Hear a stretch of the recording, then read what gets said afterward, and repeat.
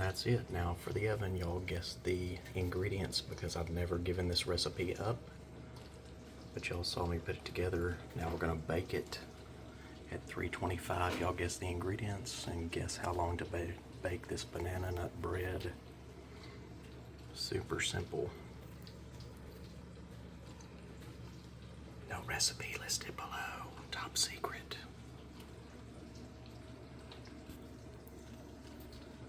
I'll do the video when it comes out of the oven. Happy Thanksgiving.